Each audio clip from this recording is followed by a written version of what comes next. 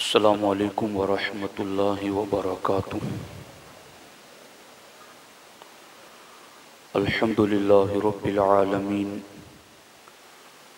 वस्सलातु वस्सलामु अला सय्यिदिल अंबियाइ वल मुरसलीन व अला आलिहि व अस्हाबिहि अजमाइन अम्मा बाद। फ़अऊज़ु बिल्लाहि मिनश शैतानिर रजीम। बिस्मिल्लाहिर्रहमानिर्रहीम। मा कान लिमुअ्मिनिन वला मुअ्मिनतिन इज़ा क़ज़ल्लाहु व रसूलुहु अम्रन अन यकून लहुमुल खियरतु मिन अम्रिहिम। सदक़ल्लाहुल अलीयुल अज़ीम व सदक़ रसूलुहुन नबियुल करीम।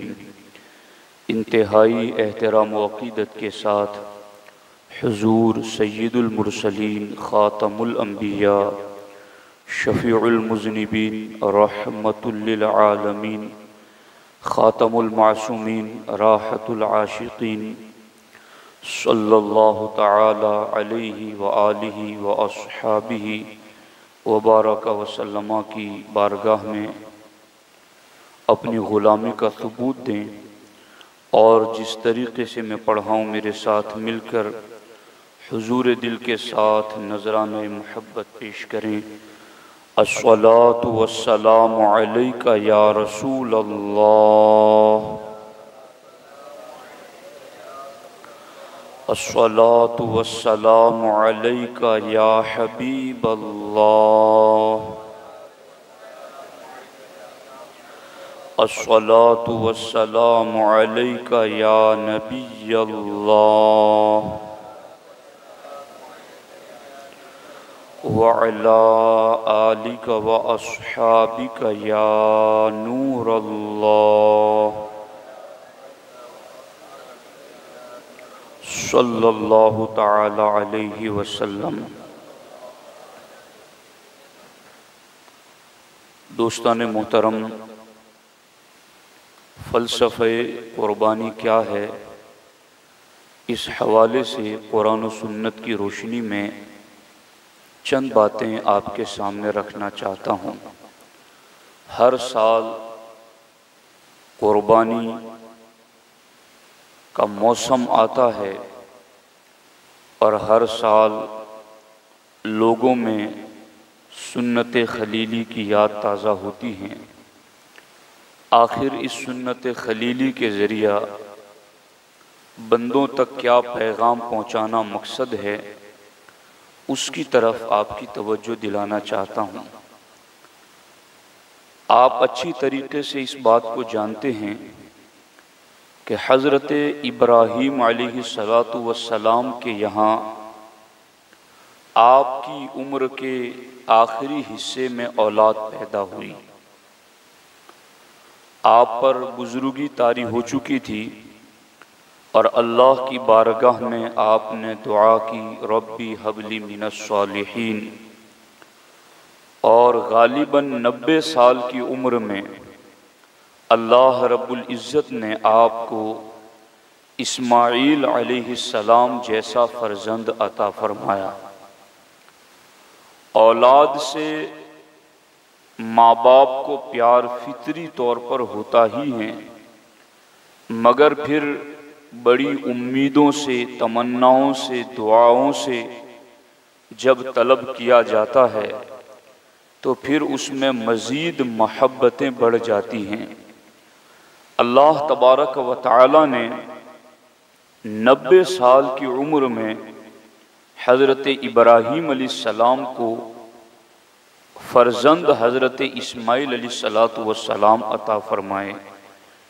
उसके बाद कुरान कहता है फलम्मा बलग़ मअहु सअय, फिर वो फ़र्जंद हज़रत इब्राहीम अलैहिस्सलातु वस्सलाम के साथ काम काज करने की उम्र को पहुँच गया। और तफसीर में लिखा है कि तकरीबन उनकी उम्र 13 साल हो गई। इस्माईल अलैहिस्सलातु वस्सलाम की उम्र जब 13 साल हो गई तो अल्लाह रब्बुल इज़्ज़त की तरफ से इम्तिहानन हज़रत इब्राहीम अलैहिस्सलाम को ख्वाब में 8, 9 और 10 ज़िलहिज्जा को इस बात का हुक्म दिया जाता रहा कि अपनी महबूब तरीन चीज़ को अल्लाह की राह में कुर्बान करो। यहाँ तक कि हज़रत इब्राहीम अलैहिस्सलाम 10वीं ज़िलहिज्जा को सुबह सुबह अपने फर्जंद को साथ में लिया, रस्सी ली, छुरी ली साथ में, और लेकर के वादी मिना की तरफ चल पड़े। जब आप अपने बेटे को लेकर जा रहे थे उस वक्त आपने अपने फर्जंद के सामने ये बात रखी, इन्नी अरा फिल मनामी अन्नी अज़बहुका, ऐ मेरे बेटे मैंने ख्वाब में देखा है कि मैं तुम्हें ज़बह कर रहा हूँ, और ये रस्सी और छुरी साथ में लेकर मैं तुम्हें वादी मिना की तरफ जा रहा हूँ, तो उसी ख्वाब पर अमल करने के लिए जा रहा हूँ। चूँकि अंबियाए किराम के ख्वाब भी अल्लाह की वही होते हैं, उनके ख्वाब भी कतई, हतमी और यकीनी होते हैं। आपने अपने बेटे के सामने ये बात रख करके इरशाद फरमाया, फंजुर माज़ा तरा, तो ऐ मेरे फर्जंद ये बताओ कि तुम्हारी क्या राय है, तुम क्या कहते हो।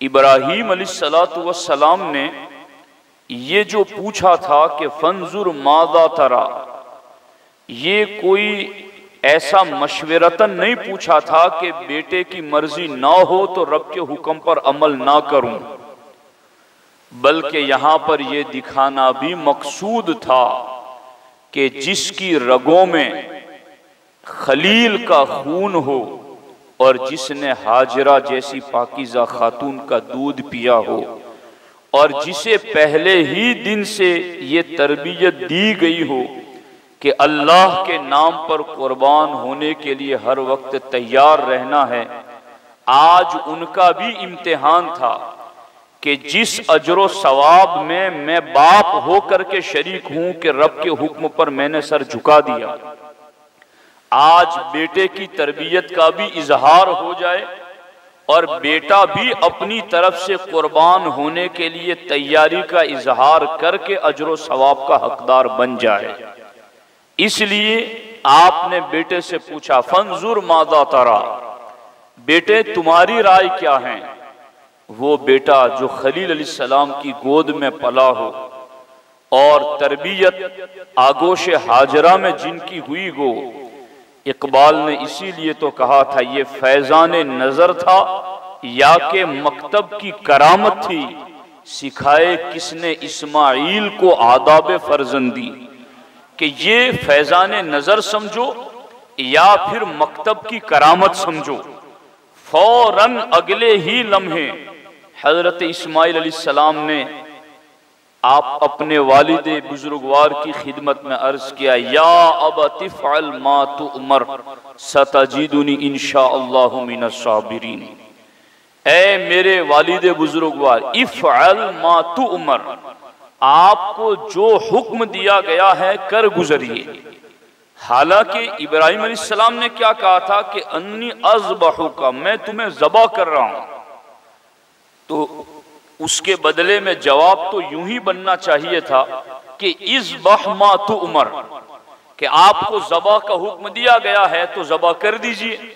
मगर इस्माइल अलैहिस्सलाम ने जो जवाब दिया वो फैजान नजर था या मकतब के करामत थी।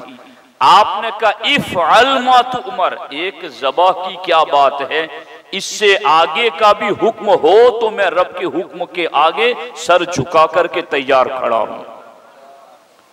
इफ़अल, कर गुजरिए, मा तुअमर, जो कुछ आपको हुक्म दिया गया है।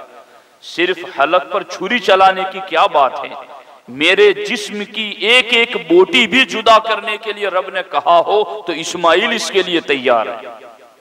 इफ़अल मा तुअमर, और फिर आगे देखो, तवज्जो रखना एक एक जुमले पर, तब जाकर के बात समझ में आएगी।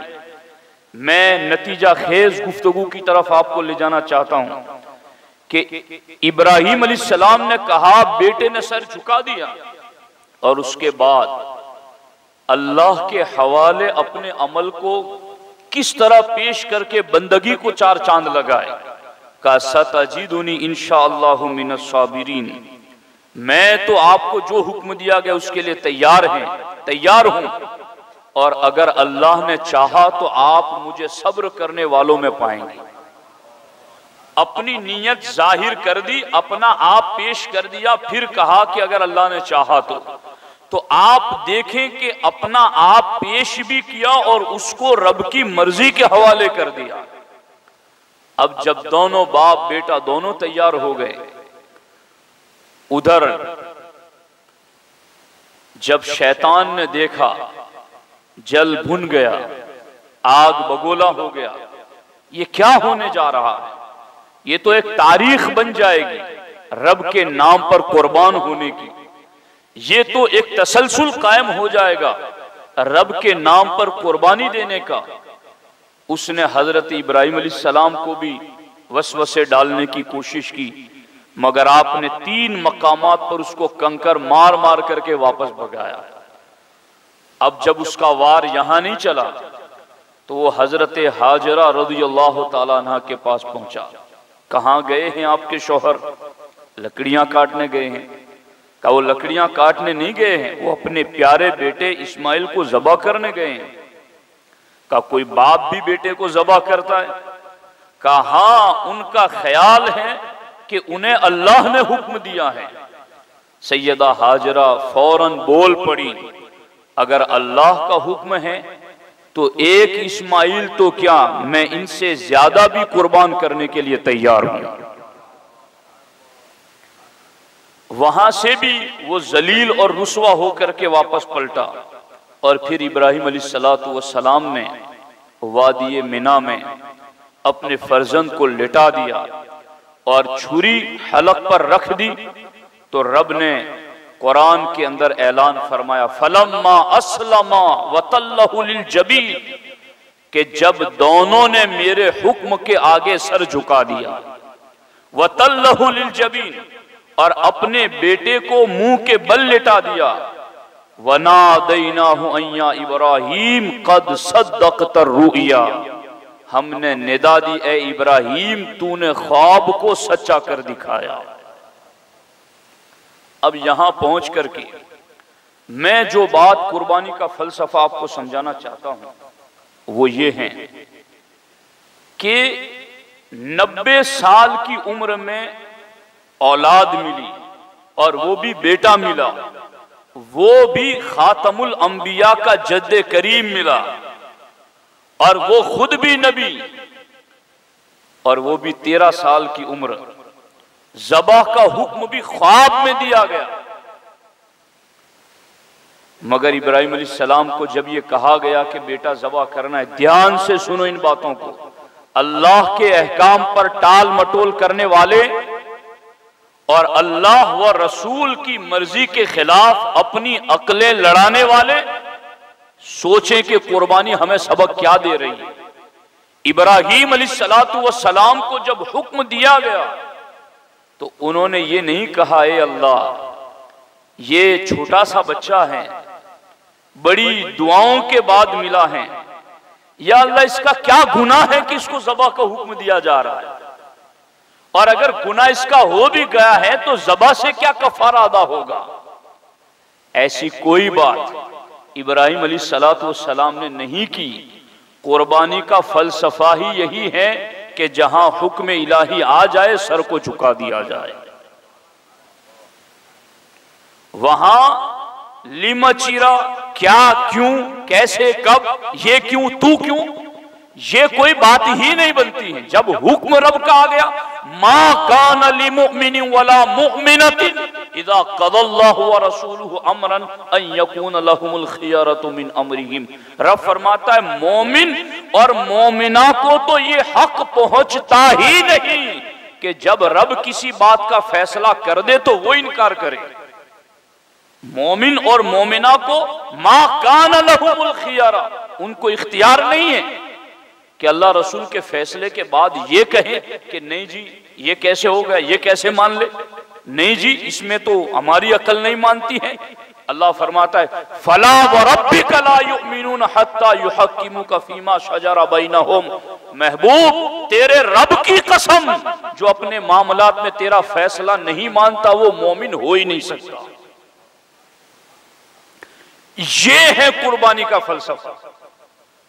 और यहां तो हालात ये हैं कि नमाज की बात आ जाए ये तो इमाम का काम है और चंद बूढ़े लोगों का काम है, हमें तो कारोबार है, हमारे पास इतना टाइम नहीं है, हम तो कोई फुर्सत में बैठे हैं कि आ जाएं, इस तरह की बातें। अरे कोई तुम्हें बुलाए न बुलाए सिर्फ ये बात काफी है कि ये तुम्हें रब का हुक्म है और तुम्हें लिमा चिरा करने का कोई इख्तियार ही नहीं है कि कोई ये कह सके कि भाई मैं नहीं आ सकूंगा। तो मुसलमान है तो कैसे नहीं आ सकेगा। ज़कात का फर्जियत का हुक्म नाजिल हो जाए और कोई ये सोचने लगे कि ये तो यार बड़े किस्म का तावान और टैक्स है और मैं ये कैसे अदा करूं, ये तो मेरा बड़ा हिस्सा निकल जाएगा। रब का हुक्म है तो अपनी अक्ल लड़ा क्यों रहा है। सुन्नते खलीली इस चीज की याद दिला रही है कि बेटा 90 साल की उम्र में मिला, वो भी जलीलुल कद्र पैगंबर और खातमुल अंबिया का जद्दे करीम।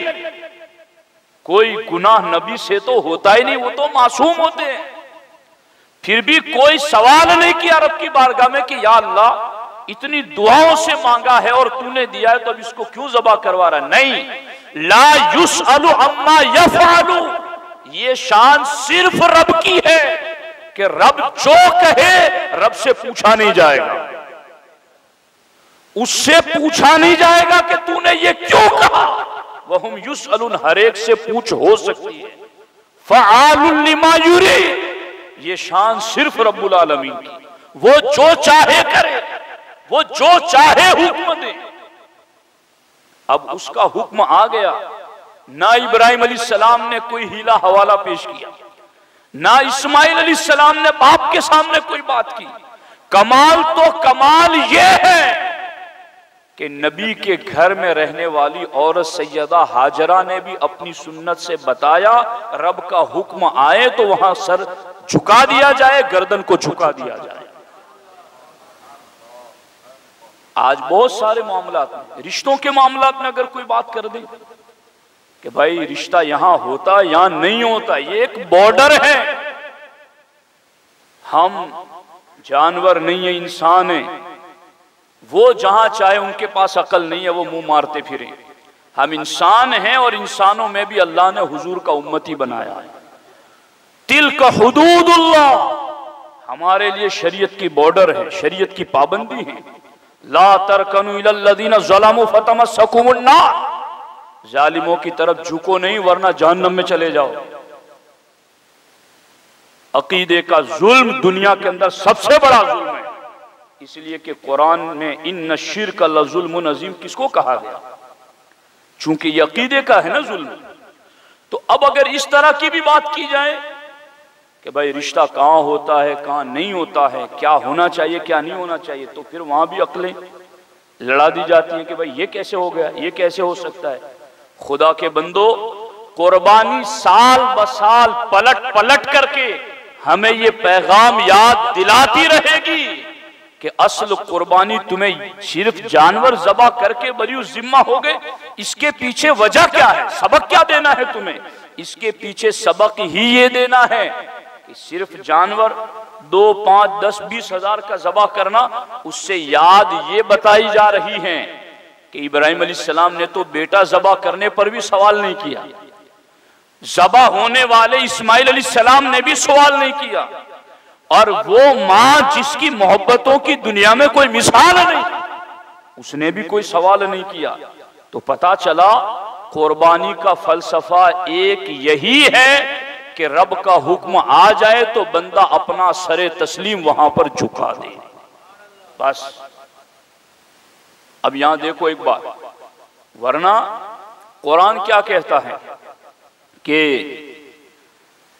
किसी एक जान को कत्ल करना, मन कतला नफ्सम बिगैर नफ्सिन व फसादिन फिल अर्द फकअन्नमा कतल अन्नास जमीआ, कि एक जान को नाहक कत्ल करना पूरी दुनिया की इंसानियत को कत्ल करने के बराबर जुर्म है। एक जान को बिला वजह कत्ल करना कितना बड़ा जुर्म है।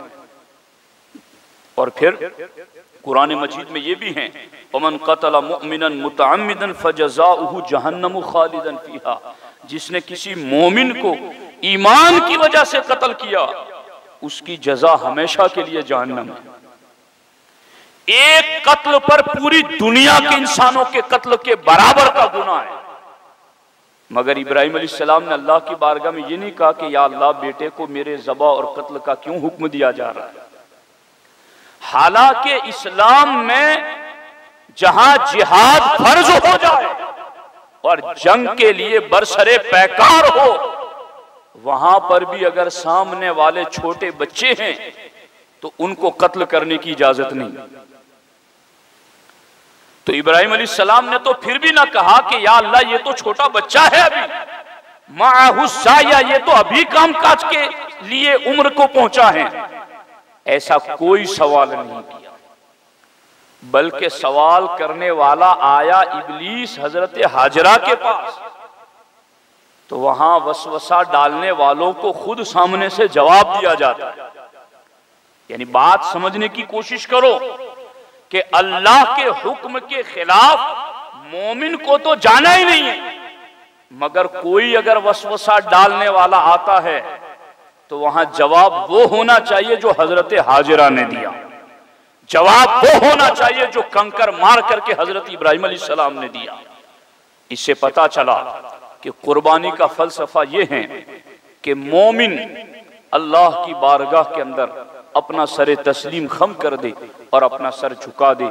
कुर्बानी ये चीज हमको साल बसाल याद दिलाती रहेगी। तो इसलिए कुर्बानी को इस जुमरे में, इस लेवल से भी समझने की जरूरत है।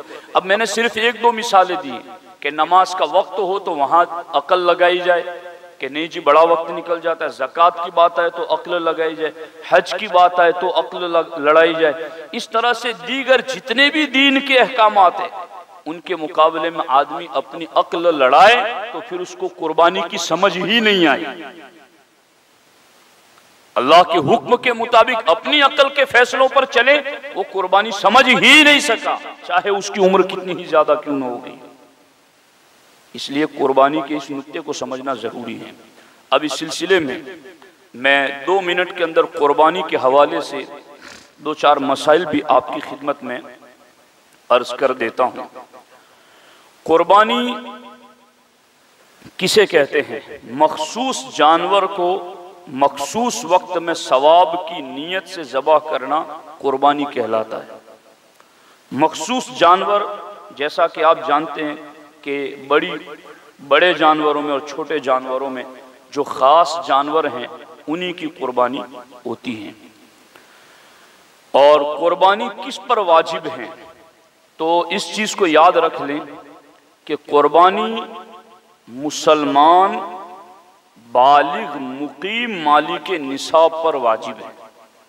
मुसलमान बालिग मालिक निसाब और मुकीम, ये 4 शर्तें, अगर ये 4 शर्तें कुर्बानी के जो 3 दिन और 2 रातें हैं, 10वीं जिलहिज्जा, 11 और 12, और इन दोनों के दरमियान की 2 रातें, इन 3 दिन और 2 रातों में ये 4 बातें जिस बंदे में जमा हो जाएं कि मुसलमान भी हों, बालिग भी हों, मुकीम भी हों और मालिक निसाब भी हों, 3 दिन और 2 रातों में ये 4 शर्तें जिसमें पाई जाए उस पर कुर्बानी वाजिब हो जाती है, उसे कुर्बानी करना है।